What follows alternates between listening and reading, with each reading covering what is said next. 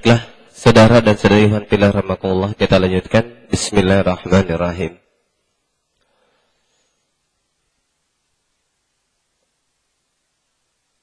Berikutnya kita akan membahas makna yang terkandung di dalam hadis ini. Ya.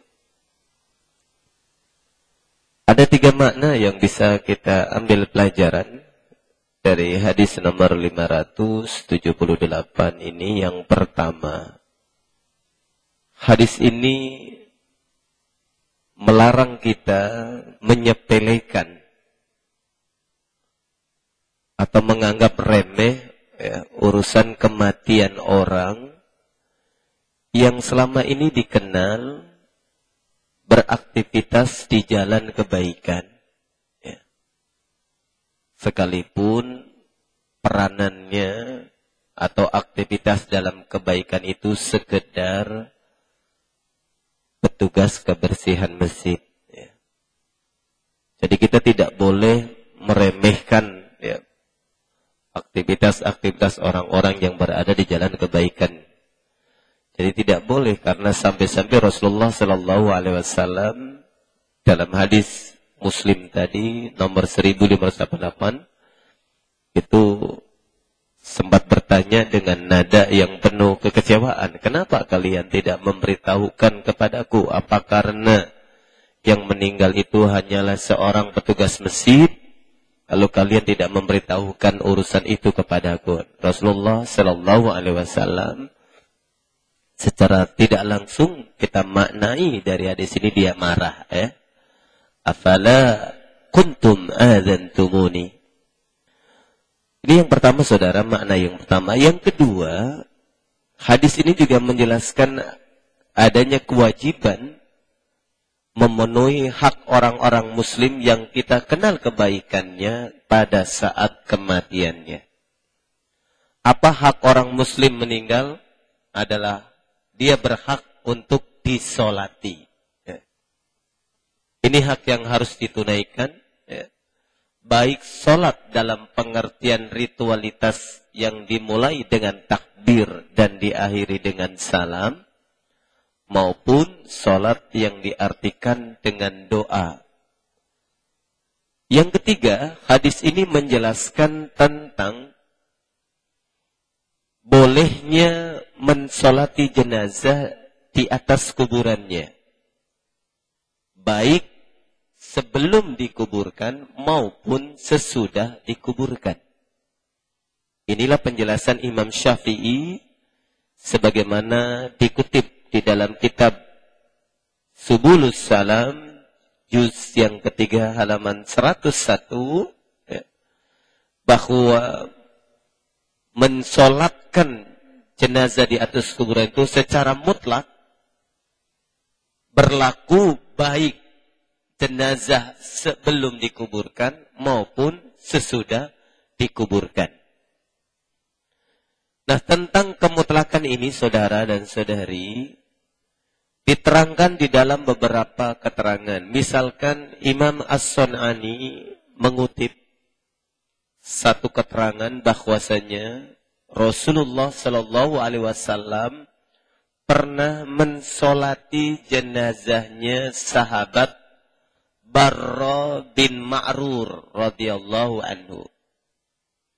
Barra bin Ma'rur ini menurut keterangan Abu Nuaim Al-Isbahani dalam kitab Ma'rifatus Sahabat, beliau adalah salah satu orang yang ikut Bai'atul Aqabah. Beliau adalah orang Madinah atau sahabat Ansor yang masuk dalam kategori As-Sabiqunal Awwalun, generasi pertama yang berbaiat di Aqabah. Bahkan beliau adalah orang yang mewasiatkan sepertiga dari hartanya untuk kepentingan Islam. Itulah sebabnya menurut keterangan Abu Nuaim Al-Isbahani di dalam kitab Ma'rifatus Sahabat, ketika sahabat ini meninggal dunia, Barra bin Ma'rur, Rasulullah pada waktu itu sedang di kota Makkah. Setelah mendengar kematiannya, Rasulullah segera mensolatinya di atas kuburannya. Padahal rentang waktu antara kematian dengan sholatnya itu adalah 1 bulan. Ini disebutkan, ya, disebutkan beberapa bulan. Ba'da wa kana dzalika ba'da syahrin min wafatihi. Rasulullah sallallahu alaihi wasallam itu mensalatkannya setelah 1 bulan kematian. Jadi walaupun sudah 1 bulan kematian, mensolati jenazah di atas kuburannya masih dibenarkan. Terlebih lagi jika yang meninggal adalah orang-orang yang kita kenal dekat kebaikannya. Bukan saja kita kenal dekat kebaikannya, tetapi juga kita pernah mendapatkan kebaikan darinya.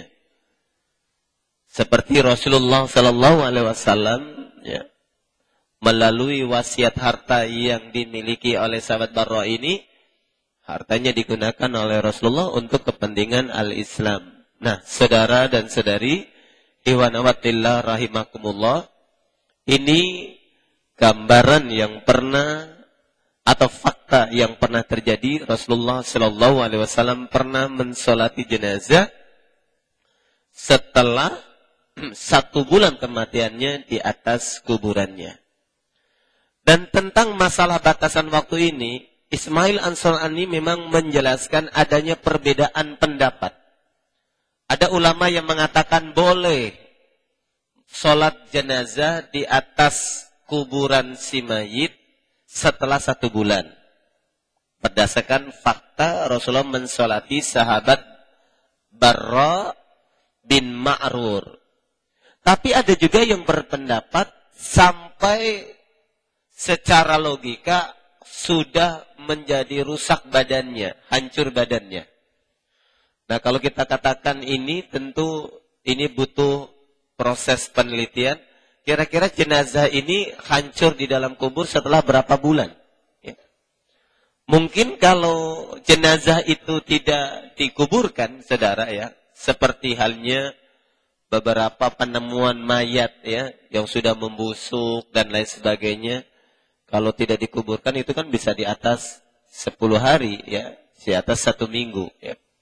Dan ini memang tidak bisa jadi patokan apakah salah 1 minggu ataukah 1 bulan atau mungkin 1 tahun, wallahu a'lam bishawab. Tetapi ulama sebagai penjelasan Imam As-Sunani, Ismail As-Sunani, ada yang berpendapat bahwa jenazah selama masih badannya kira-kira menurut asumsi itu masih ada, belum jadi tulang belulang, masih boleh disolatkan di atas kuburannya. Dengan catatan memang orang tersebut yang mensolatinya memiliki hubungan kebaikan atau dia mengenali kebaikannya.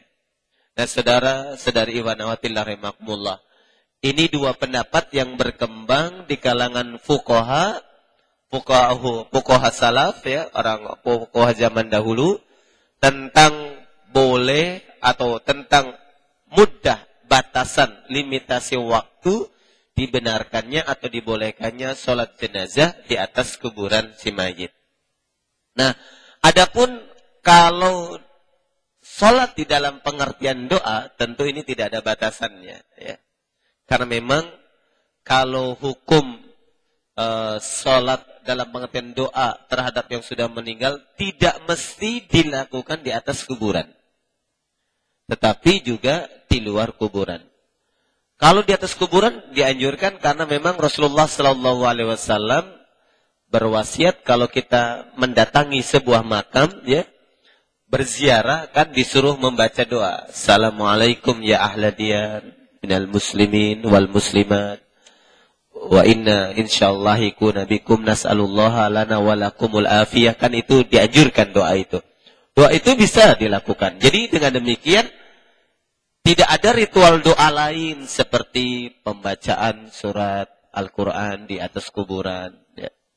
Bacain tahlil, bacain ratib, bacain apalah macam-macam begitu, itu tidak ada sunnahnya, tidak ada keteladanannya. Jadi kalaupun ziarah dianjurkan ya mengucapkan salam. Kalau memang secara khusus ya assalamualaikum. Kalau kita datang ke kuburan orang tua kita, Kan tidak pakai assalamualaikum ya ahla diyar, tapi assalamualaikum ya ummi, wahai ibuku, wahai ayahku, gitu. Kan kita katakan, karena dalam tanda kutip ahla diyar ini adalah ahli kuburan. Kalau kita tidak mengenal siapa, yang jelas ini kuburan orang muslim, assalamualaikum ya ahla diyar.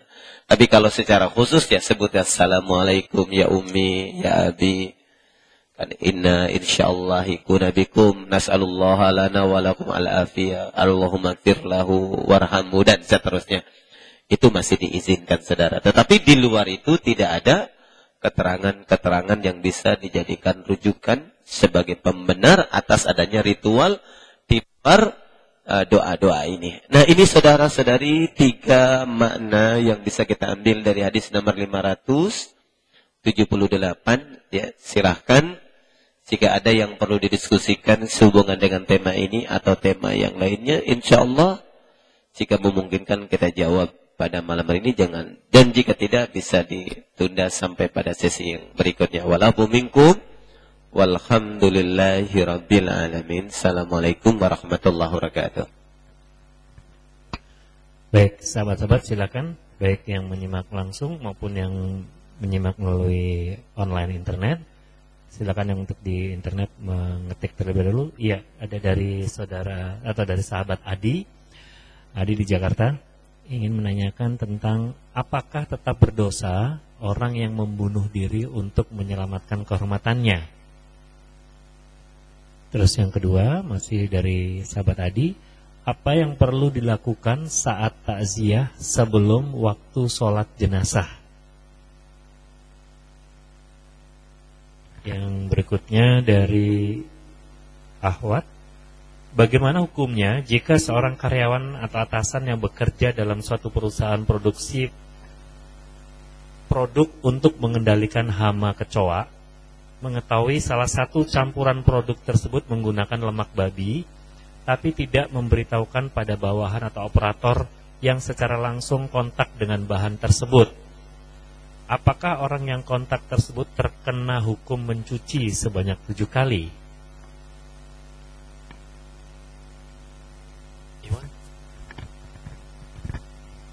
Bismillahirrahmanirrahim. Ini berhubungan walau alam dengan bunuh diri. Ini kegiatan-kegiatan yang orang hobi ekstrim gitu, misalnya bungee jumping kayak gitu, atau terjun payung yang hobi ya, bukan tentara atau gimana. Itu masuk dolim atau enggak, misalnya apalagi kalau sampai meninggal, itu masuk bunuh diri atau enggak, Ustaz? Itu satu. Yang pertanyaan kedua, ini saya pernah baca salah satu artikel, ini kata ada Umar bin Khattab pernah berucap, jadi seseorang itu dinilai berdasarkan perbuatan zahirnya. Jika dia perbuatannya baik, dia dinilai sebagai orang baik. Jika jadi kurang lebih seperti ini. Sesungguhnya kenabian telah terputus. Pada saat Nabi masih ada, kita bisa menilai seorang itu baik, munafik, atau buruk. Sekarang setelah kenabian terputus, kita menilai seseorang berdasarkan perbuatan zahirnya. Apakah dia berbuat baik, maka kita nilai dia sebagai orang baik. Apabila dia berbuat keburukan, kita nilai sebagai dia orang buruk, meskipun dia menyatakan dirinya orang baik. Seperti itu. Pertanyaan saya itu, ada hujah yang bisa menguatkan atau tidak? Lalu soalnya gini, saya kan ada yang orang berbuat jelek lah, kita lihat jelek, tapi dia ngakunya aku orang baik gitu. Apakah kita nggak boleh sebel atau kesel gitu? Misalnya contoh kan ada artis-artis yang saya sebut nama aja lah, misalnya Julia Perez atau siapa nyebut kan dia, saya takut sama Allah gitu kan, sering ngomong gitu. Atau apa kita nggak boleh menyertai orang kayak gitu, bilang nyebut-nyebut nama Allah kan udah jelas-jelas perbuatan sehari-harinya jelek gitu. Apa kita nggak boleh menilai dia sebagai orang jelek kan? Apa masih harus dibela juga atau gimana, Ustaz? Syukran.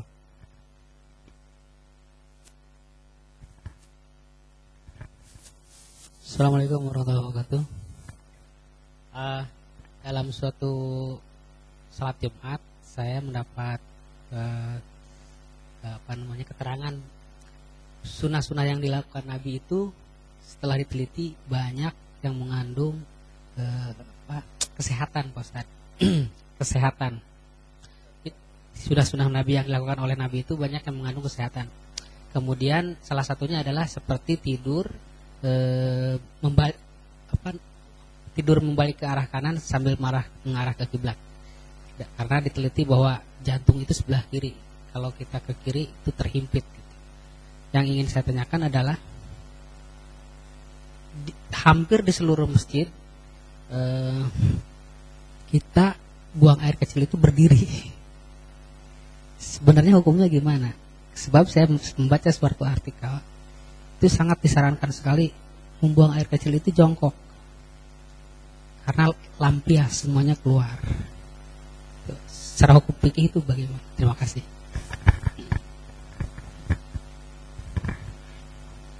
Satu lagi Ustaz, ini baru masuk. Benarkah jika meniup trompet kita termasuk kaum Yahudi? Apakah ada dalilnya? Mau tahun baru soalnya ya. Mendingan ikutan di BI atau di Atin. Nggak usah tiup trompet. Silakan Ustaz.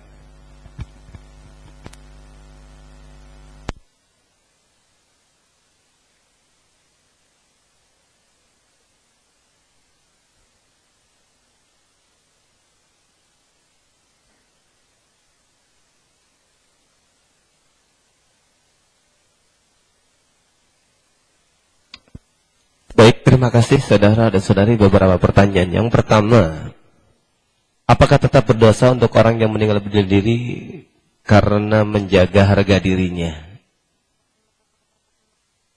Ini yang tadi kita bahas ya, untuk saudara Adi, begitu. Bahwa kenapa Imam Syafi'i rahimahullah masih mengizinkan orang bunuh diri disalatkan, bisa jadi karena asumsinya adalah seperti ini. Dia bunuh diri karena menjaga harga dirinya, gitu.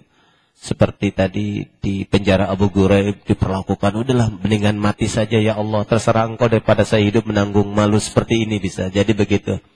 Jadi kalau yang seperti ini urusannya hanya Allah ya, sebenarnya. Hanya secara lahiriah memang apa yang dilakukan oleh Rasulullah adalah tidak mau menyolatkan karena kecenderungannya orang bunuh diri, apalagi dalam kasus tadi, ya kasus yang menjadi asbabul wurud adanya hadis tadi, itu kan orang sakit, lalu karena diteriakin keluarganya, nggak enak sama keluarganya, teriakin melulu gitu, boleh digorok aja sendiri ya begitu. Jadi memang kasus awalnya adanya peristiwa bunuh diri yang menjadi sebab Rasulullah tidak menyolatkan karena orang itu tidak tahan atas sakitnya, sehingga dia membunuh dirinya. Nah, dengan demikian, atas kasus ini menjadi sebab kenapa para ulama berbeda pendapat, ada yang mengizinkan, ada yang tidak mengizinkan. Itulah sebabnya kesimpulan tadi bahwa sebaiknya tidak menyolatkan. Apalagi jika kita tahu bahwa orang itu bunuh diri karena putus asa dan lain sebagainya. Karena putus asa adalah salah satu isyarat kekafiran seseorang, sebagaimana tadi sebutkan dalam surat Yusuf surat 12 tadi ya. Jadi dengan demikian, apakah orang yang bunuh diri karena menjaga kehormatannya diberlakukan itu termasuk dosa dan tidak? Ini wallahu a'lam bishawab, hanya Allah yang tahu. Ini dikembalikan kepada Allah Subhanahu wa taala. Tapi ya tadi karena hanya Allah yang tahu apakah betul dia karena putus asa atau karena menjaga harga dirinya. Kemudian yang kedua, apa yang harus dilakukan saat takziah? Ya. Sebelum saya membahas ini, memang ada satu hadis yang harus dipahami. Rasulullah pernah mengatakan dalam salah satu hadis bahwasanya orang yang mata, orang yang meninggal dunia karena menjaga kehormatannya itu termasuk mati syahid. Jadi dengan demikian, kalau kita dalam keterdesakan daripada perlakuan kita ngelawan sampai kita mati, itu termasuk kategori syahid sebenarnya. Jadi mestinya tidak ada alasan menjaga harga diri lalu bunuh diri, mendingan dibunuh orang begitu. Kemudian, lalu apa yang harus kita lakukan jika saat takziah? Takziah yang harus kita lakukan sebenarnya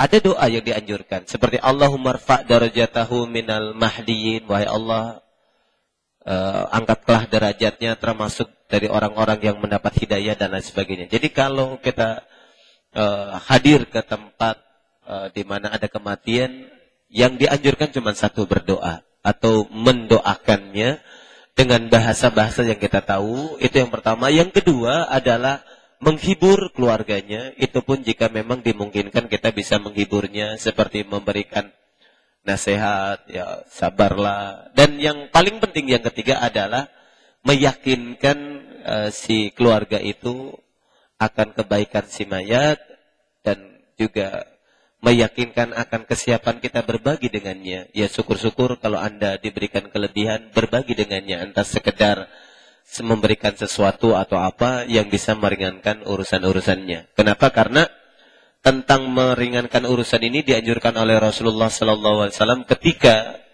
sahabat Ja'far bin Abi Thalib radhiyallahu anhu meninggal dunia. Rasulullah bersabda, jadi buatlah alu Ja'far, berikanlah kepada keluarga Ja'far itu makanan-makanan. Jadi tajiah sebaiknya adalah dilakukan untuk meringankan proses atau meringankan apa yang dirasakan, yang diderita oleh si keluarga jenazah. Dengan tadi, bisa tadi mendoakan, yang kedua membesarkan hati, dan ketiga meringankannya dengan bantuan dan lain sebagainya. Seperti yang dianjurkan Rasulullah, membuatkan makanan untuk si keluarga yang ditinggal pergi. Jadi tidak layak bagi kita jika kita hadir di tempat kematian Anda minum dan makan di sana. Ya, walaupun sebenarnya memang ada yang bersiasat. Oh, ini makanan bukan saya yang bikin Ustaz, tapi yang bikin tetangga. Tetap tetangga bikin makan itu untuk keluarga, bukan untuk kita. Kalau saya sih tetap menahan diri, saya menganjurkan kepada saudaraku sekalian, walaupun Anda datang ke orang yang Anda kenal dia, walaupun dia mungkin kaya begitu. Kemudian makanan itu juga yang bawa orang lain bukan keluarganya, tetap kalau bisa kita nggak usah makan dan minum di sana. Gitu. Karena bagaimanapun makan dan minum di tempat-tempat seperti itu menyelisihi apa yang dianjurkan oleh Rasulullah SAW. Yang ada adalah suruh bawa makanan buat keluarganya, bukan untuk dimakan oleh kita, tapi dimakan untuk si keluarga jenazah supaya dia tidak bingung mikirin apa yang mau dimakan. Ya, kalau saya pribadi lebih suka tidak memakannya, biarkan itu, walaupun mungkin ada, silakan Pak, ini saya siapkan, bukan saya yang bikin, tetap. Terima kasih, mendingan kita kalau hadir tamu itu kita bawa makanan sendiri, makan dulu, minum dulu, sehingga di sana tidak ada makan makanan atau minum-minuman. Kemudian apa yang dilakukan jika kita mengetahui salah satu produk itu mengandung unsur babi, apakah berdosa? Dan kalau kita tahu bahwa itu mengandung unsur babi dan dibiarkan, ya jelas kita berdosa. Cuman dosa ini kan berkaitan dengan kapasitas. Kalau Anda sebagai bawahan, lalu Anda membiarkan teman Anda bersentuhan dengan itu tanpa memberitahukan, Anda berdosa di sana. Tetapi kalau menasihati bos Anda mungkin tidak. Itu bukan kapasitas Anda. Begitu. Artinya Anda tidak terkena dosa karena apa yang dilakukan oleh bos Anda. Karena bisa jadi bos Anda lebih tahu. Dan memang itu unsurnya lebih dominan karena unsur cari keuntungan. Itu yang perlu disampaikan. Jadi yang disebut dosa itu bagi kita adalah jika kita memiliki kemampuan dan kesempatan untuk melakukan kewajiban, tapi kita membiarkan, kita bisa berdosa di sana. Dan Rasulullah SAW membuat batasan al-ismu maha kafis sadrika. Dosa itu awalnya dari yang menggelisahkan hatimu jika kamu mendiamkannya. Itu dosa, saudara. Kalau Anda melakukan ini gimana? Sebenarnya saya nggak mau. Nah, bisa didosa buat Anda. Walaupun mungkin bagi orang lain karena sudah kebiasaan, dosanya bukan dosa kecil, tapi sudah dosa besar karena dia sudah dibiarkan oleh Allah Subhanahu wa taala. Berikutnya, apakah? Silakan.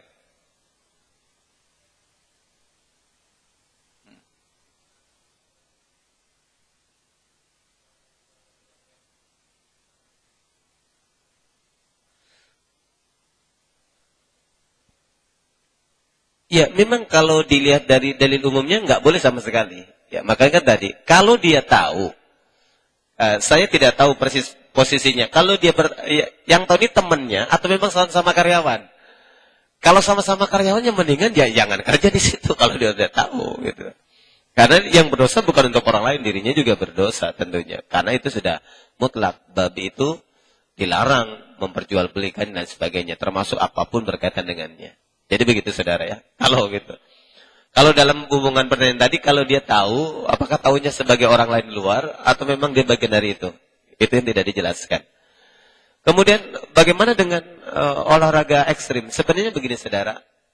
Ekstremitas sebuah perbuatan memang seringkali ditinjau dari akses atau efek yang mungkin dipenuhi atau mungkin tercapai terjadi kalau ada prasyaratnya tidak dipenuhi. Jadi kalau body jumping itu kemudian dilakukan dengan kriteria, dengan prosedural yang memungkinkan tidak sampai mematikan, ya tidak termasuk kategori bunuh diri sebenarnya. Terkecuali tiba-tiba begitu body jumping putus, itu lain hal. Itu juga bukan bunuh diri karena memang itu bukan untuk, karena yang disebut bunuh diri itu kaitannya memang awalnya adalah dia memang tidak berharap hidupnya bertambah, berlanjut. Dia putuskan, kalau bahasa dalam hadis Imam Bukhari kan, badaroni abdi, hambaku telah mendahului dalam urusan nyawanya, pengen mati duluan, itu ya nggak boleh, itu masuk kategori bunuh diri.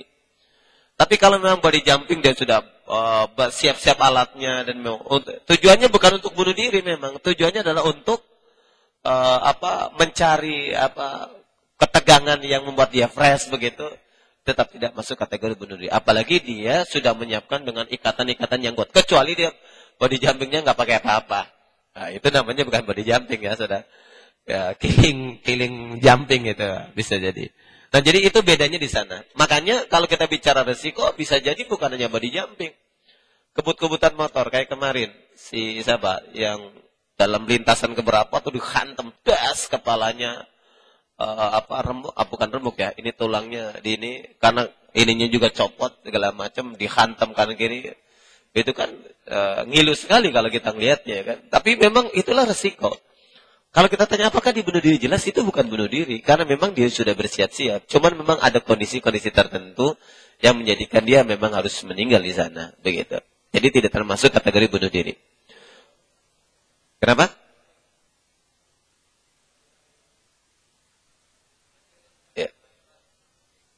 Terus? Ya, tujuannya senang-senang, bukan bunuh diri. Itu masih masuk kategori bukan bunuh diri. Tetap. Kalau masalah zalim, bisa jadi zalim. Ya, bisa jadi zalim, ya, bisa juga tidak. Dalam pengertian begini. Yang disebut zalim itu membiarkan dirinya berada dalam kondisi kesulitan tanpa ada ikhtiar pelapisnya, pelindungnya. Itu namanya zalim. Contoh. Anda bawa motor ngebut nggak pakai helm, zalim itu. Kalau Anda tiba-tiba keras jatuh aja, itu udah zalim. Bisa jadi ente berdosanya karena zalimnya, bukan karena bunuh dirinya. Tapi kalau tiba Anda bawa motor terus pakai helm segala macam, tapi sengaja depan ada kereta ditabrakan, itu bunuh diri. Walaupun pakai helm, pakai itu udah jelas gitu. Nah, itu beda memang.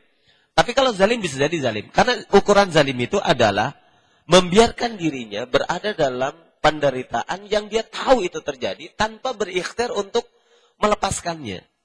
Itu masuk kategori zalim. Contoh, kenapa Rasulullah SAW bahkan Allah dalam surat An-Nisa ayat berapa? Ayat 97. Kenapa menyebutkan orang yang tidak mau hijrah itu padahal dia mampu hijrah itu disebut zalim? Karena dia tahu, kalau dia lepaskan dia nggak kena. Tapi kalau dia membiarkan dirinya berada dalam satu kondisi yang merugikan dirinya, itu zalim. Walaupun niatnya bukan bunuh diri. Tapi bisa masuk kategori kezaliman. Terus kemudian apakah orang dinilai sebagai melahirkannya? Ya, memang betul. Kalau Anda tanya apakah ada dalil yang menunjang, ada dalil. Dalil itu adalah, saya lupa riwayatnya, tapi ada kejadian Rasulullah itu pernah memarahi seorang sahabat yang ketika di dalam peperangan dia ketemu musuhnya kemudian mau dibunuh bersahadat. Asyhadu an la ilaha illallah, saya masuk Islam. Tapi sahabat ini bunuh juga. Sampailah kepada Rasulullah. Rasulullah mengatakan, kenapa kamu bunuh? Ya Rasulullah, dia sudah bersyahadat, tapi saya khawatir syahadatnya pura-pura. Kata Rasulullah, saya diutus bukan untuk merogoh hati orang-orang. Itu ada hadisnya. Itu hadis sahih, saudara. Sehingga saya itu sangat sahih. Tapi teksnya nanti bisa dicek. Ya. Jadi, itu artinya bahwa kita memang tidak bisa menilai orang sudah bersyahadat, ente kafir tuh. Dia sudah bersahadat, ya itu urusannya dengan Allah, begitu. Itulah sebabnya setelah meninggalnya Rasulullah memang ada kesulitan. Kesulitan apa? Contohnya tadi, Umar Ibn Khattab tidak mau nyolatin orang kalau di sana ada sahabat ahli sir, Abu Hudzaifah tidak hadir. Kalau Abu Hudzaifah nggak hadir, berarti ini orang munafik, dia nggak mau datang. Kenapa Rasulullah SAW memberitakan kepada Abu Hudzaifah? Karena memang itu rahasia. Umar aja nggak dikasih tahu, saudara. Jadi memang dengan demikian, kita harus memperlakukan orang sebagaimana apa yang nampaknya. Itu urusan dia bohong dan tidak urusan Allah Subhanahu wa Ta'ala. Ya, karena bagi kalau dia berbohong itu munafik, begitu. Itu ada keterangan yang menunjang tentang urusan itu. Jadi Rasulullah marah, dia mengatakan, saya diutus bukan untuk merogoh hati orang-orang. Jadi mari kita berikhtiar semampu kita, ya, dengan mudah-mudahan dengan ikhtiar lahiriah ini, maka batin kita juga ikut terbimbing. Itu yang paling penting. Kemudian ada sunnah banyak mengandung kesehatan. Betul saudara, tidur, ya. Kalau Anda bertanya secara fikih, hukum kencing berdiri itu dibolehkan. Apakah bolehnya ini menjadi boleh bisa menjadi makruh atau haram? Yang jelas tidak sampai haram, saudara. Ada yang ulama menyebutkan makruh. Alasannya adalah Rasulullah SAW setelah ke Madinah tidak pernah buang air kecil berdiri. Cuman keterangan itu agak lemah karena keterangan bahwa Rasulullah kencing berdiri itu di Madinah. Ya, itu pernah kejadian. Cuman memang kejadian itu ada yang membatasi. Setelah kota Mekah diputuskan penaklukan, Rasulullah nggak pernah pipis berdiri lagi. Itu sebabnya kemudian ada yang menghukumi makruh. Jadi secara fikih, kalaupun kita membuat batasan hukum, hukumnya adalah makruh. Kalaupun sampai jatuh, tapi tidak sampai haram. Lalu bagaimana dengan ibrah makna dan kesehatannya? Makanya kan tadi ada hadis di dalam kajian Bulughul Maram nomor berapa? 170 atau berapa? Pernah dibahas hadis. Ada hadis lemah. Rasulullah menganjurkan kalau habis buang air kecil itu diurut organ kemuliaannya. Cuman ini bagi laki-laki, bagi perempuan gimana ngurutnya? Kan begitu. Itulah sebabnya hadis itu dilemahkan. Nah, dengan demikian sebenarnya mau berdiri maupun jongkok, selama kok posisinya memungkinkan, kita bisa membuang seluruh kotoran itu lebih bagus. Hanya saja tetap yang paling idealnya adalah memang sambil jongkok. Terbaik karena memang dengan jongkok itu ada tekanan-tekanan kaki. Seperti halnya misalkan buang air besar juga. Kan ada hadis yang menganjurkan kalau bisa kaki kanannya agak dilonjorkan, kaki kiri ditekan. Cuman itu kan menjadi lucu memang. Tapi wallahu a'lam bishawab. Karena hadis itu juga dianggap lemah. Nah, jadi dengan demikian, secara kesehatan jelas buang air kecil yang paling nyaman adalah dengan jongkok. Dan karena itulah lebih bagus dilakukan. Tetapi dalam kondisi tertentu, apalagi fasilitas masjid kan tidak memadai. Ya, mau nggak mau harus berdiri. Nah, tetapi kalaupun berdiri tidak menjadi haram. Kalaupun sampai kepada hukum fikih paling tinggi adalah makruh. Tapi yang jelas ini makruh bagi laki-laki, ya. Bagi perempuan juga apalagi. Tapi bagi perempuan tidak dianjurkan buang air kecil dengan berdiri. Kemudian bagaimana hukum meniup trompet? Yang pertama harus dipahami bahwa kalau meniup trompet itu berkaitan dengan ritual perayaan jelas bisa jadi haram, saudara. Karena perayaan tahun baru Masehi itu adalah bagian satu paket dengan perayaan Natal. Jadi unsur ibadahnya orang Kristen. Dan unsur di sana disebutkan, ada hadis riwayat Abu Dawud yang menyebutkan man tasyabaha biqaumin fahuwa minhum. Barang siapa yang melakukan amal menyerupai amalan orang-orang yang beragama lain, maka dia bagian dari mereka. Jadi memang idealnya bagi kita jangan sampai, walaupun mungkin ada alasan, meniup trompet karena suka-suka aja, tidak ada kaitan dengan tahun baru. Karena kebetulan tetangga pada niup trompet. Nggak enak, saudara. Daripada saya kepengang di trompet, udah saya balik trompetin lagi. Kan begitu. Jelas ini tidak ada kaitan dengan masalah peribadatan. Karena memang membalas pengangnya saja. Bisa jadi itu tidak jadi. Tapi kembali, kalau itu memang dilekatkan pada bagian dari ritual pergantian tahun barunya, bagian dari perayaannya, jelas ini bisa masuk kategori diharamkan. Begitu. Itulah sebaiknya, ya kita berikhtiar, mendingan ya tidak usah lah beli trompet dan lain sebagainya. Gitu ya. Ini jawabannya saudara ya. Ada lagi? Apa kita cukupkan? Baik. Sebelum dilanjutkan, kalau masih ada pertanyaan, ada pengumuman bagi sahabat-sahabat MKI yang menyukai alam atau ingin camping, terbuka undangan untuk Gusto Curug Cilember, Puncak, investasi Rp50.000 pada Sabtu Ahad 7 hingga 8 Januari. Info lengkap hubungi Anto Tohirin untuk Ikhwan 0815692885 dan Ahwat Ratih 081319622974. Pertanyaan terakhir masih ada? Ikhwan, cukup? Baik, kita cukupkan saja sampai di sini. Baiklah saudara dan saudari, mari kita akhiri kebersamaan kita dengan sama-sama bermunajat menampun kepada Allah Subhanahu wa taala. Astagfirullah ya Rahman ya Rahim ya Aziz ya Jabbar ya Mutakabir, subhanaka inna kunna minadh dhalimin. Allahumma inna nas'aluka bi anna nashhadu annaka anta Allah la ilaha illa anta al-ahadus samad lam yalid wa lam yulad wa lam yakul lahu kufuwan ahad. Ya Allah ya Rabb, ampuni dosa dan kesalahan kami. Jika dosa dan kesalahan kami ini menjadi sebab kami semakin jauh dari ajaran-Mu. Ampuni ya Allah jika dosa dan kesalahan ini menjadi sebab susahnya kami memahami hidayah-Mu. Ya Allah, sayangi kami dengan ampunan-Mu, jadikanlah apa yang pernah kami lakukan, jika itu karena kelupaan ataupun karena kebodohan maupun karena ketertekanan, jangan Kau jadikan itu menjadi sebab ya Allah Engkau menutupi hidayah-Mu untuk kami. Ampuni kami ya Allah, karena sesungguhnya kami hanyalah hamba-Mu yang lemah, hamba-Mu yang dhaif, hamba-Mu yang fakir akan kasih sayang-Mu, hamba-Mu yang butuh atas perlindungan-Mu, hamba-Mu yang amat sangat butuh bimbingan-Mu. Jadikanlah ya Allah segala kesempatan di mana ilmu-Mu diajarkan menjadi kesempatan kami meraih hidayah-Mu. Bukakan untuk kami ya Allah hidayah-Mu, karena sesungguhnya kami tidak bisa menyelamatkan diri-diri ini kecuali dengan dan atas petunjuk-Mu. Allahumma gfir lana dhunubana wa kafir anna sayyiatina wa tawaffana ma'al abrar. Rabbana gfir lana wa liwalidayna warhamhuma kama rabbayana saghira. Rabbana atina fid dunya hasanah wa fil akhirati hasanah wa qina adzabannar. Mari kita akhiri kebersamaan kita dengan baca doa kifaratul majlis. Subhanaka Allahumma wa bihamdika asyhadu an la ilaha illa anta astaghfiruka wa atubu ilaik. Wa lakum minkum walhamdulillahi rabbil alamin. Assalamualaikum warahmatullahi wabarakatuh.